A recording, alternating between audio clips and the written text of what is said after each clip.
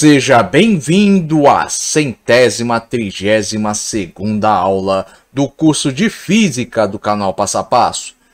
Nessa aula, eu irei introduzir os conceitos de vetor aceleração e movimento circular uniforme. Mas, antes de fazer isso, eu vou deixar um recado aqui para vocês. Todo o conteúdo presente aqui no canal Passo a Passo é gratuito, mas se você quiser contribuir de forma voluntária com este canal, você poderá fazer isso através desse Pix. Esse Pix estará presente na descrição deste vídeo. Agora, retornando aqui para o tema desta aula, variação do vetor velocidade. Bom, gente, preste atenção ao seguinte, ó. O vetor velocidade de qualquer móvel, ou seja, de qualquer corpo que esteja se deslocando, que esteja numa trajetória curvilínea, varia pelo menos em direção e sentido durante o movimento, pois em cada ponto é tangente à trajetória e apresenta o sentido do próprio movimento. Como vocês podem ver, com essas duas partículas aqui, né, que na verdade são as mesmas partículas, né? Só que em momentos diferentes, em pontos diferentes da trajetória curvilínea. Então veja, ó, a gente tem aqui, ó, trajetória curvilínea, tem aqui uma partícula que está se deslocando. Essa partícula pode ser qualquer corpo, pode ser, por exemplo, uma bola de futebol. Imagina, um jogador deu lá um chute, a bola fez uma curva, ela percorreu o quê? Um trajeto até o gol, que essa trajetória foi o quê? Foi curvilínea. Durante essa trajetória, você muda o quê? O sentido e a direção.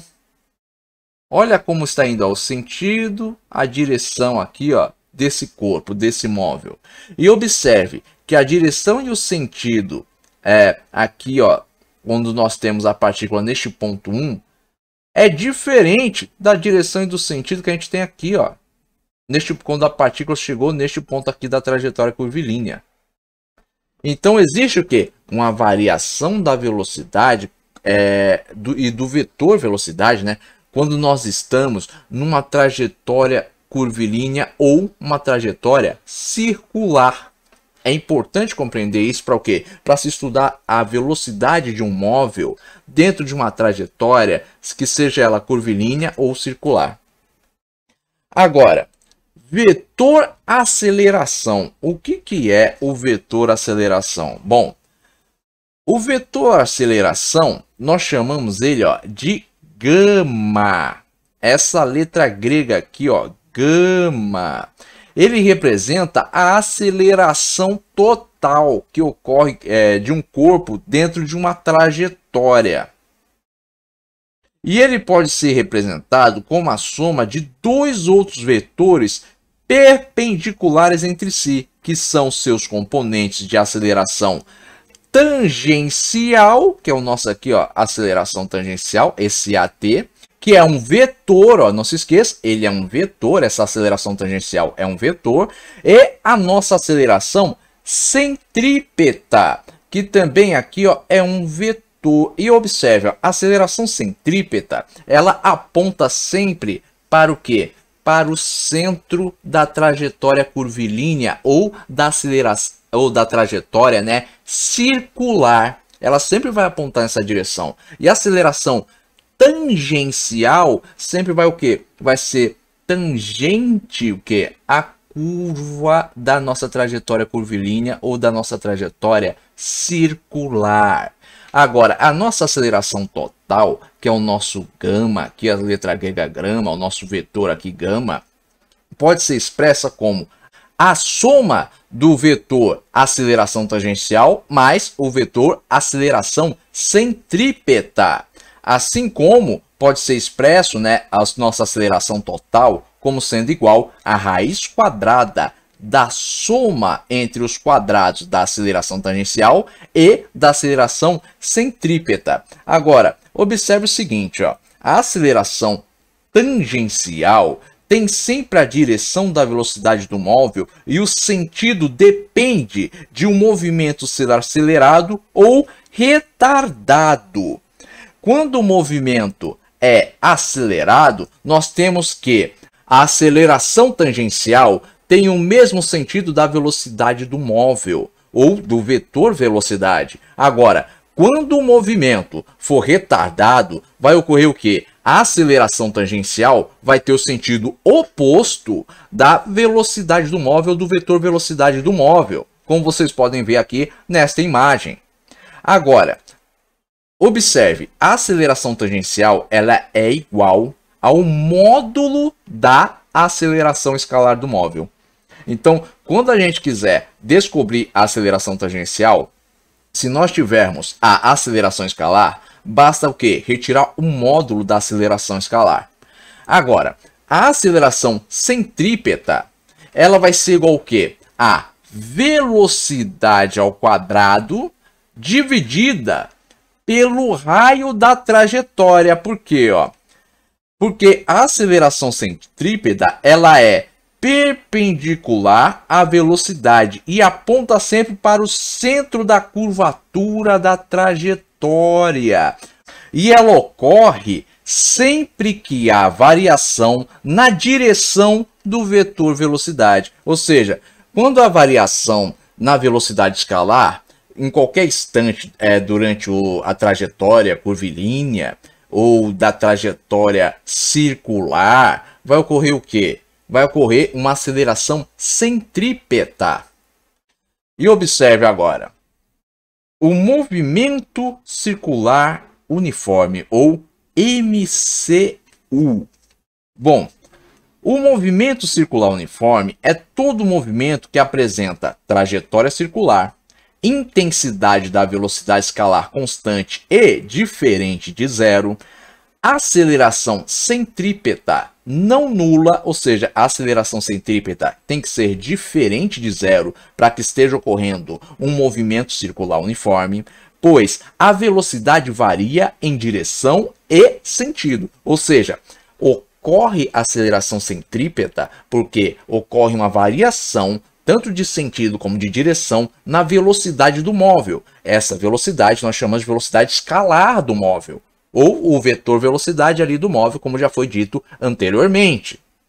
Agora, observe, a aceleração centrípeta, ela possui características como direção, que é igual ao que? A radial, ou seja, ao raio da trajetória. Ou seja, a direção da aceleração centrípeta, ela é o que? É semelhante à direção do raio da trajetória.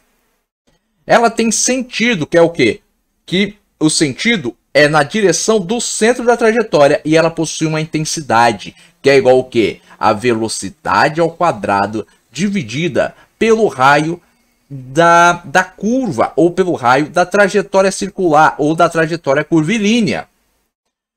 Agora, nos movimentos circulares, existe uma característica dentro do movimento circular uniforme, que é a seguinte: quando nós tivermos um movimento circular, nós podemos determinar os deslocamentos escalares, que é o quê? Que é o ΔS aqui, a variação de deslocamento, através de deslocamentos angulares, que serão o quê? O ΔΦ, que é a letra grega aqui, essa letra grega é φ. Então, o deslocamento angular, ele é representado pela variação em φ, ou seja, o ΔΦ. E observe o seguinte, o arco ΔS e o ângulo ΔΦ se relacionam. Eles têm uma relação, por quê? Porque o arco ΔS é subtendido pelo ângulo ΔΦ. A gente pode compreender o arco ΔS através do ângulo ΔΦ, ou seja, a variação, o deslocamento escalar, ou a variação do deslocamento escalar, pode ser compreendida também pela variação do ângulo ΔΦ, ou pela variação no ângulo aqui. Por quê? Porque imagina o seguinte, o móvel percorreu essa trajetória aqui, curvilínea, nesse aspecto aqui semicircular, foi de A a B. Imagine que ele tivesse vindo de A e parasse num ponto aqui intermediário qualquer. Haveria o quê? Um deslocamento angular também. Então observe que o traçado da trajetória do deslocamento escalar, a variação no deslocamento, ela também estaria o quê? Subentendida na variação angular nesse deslocamento.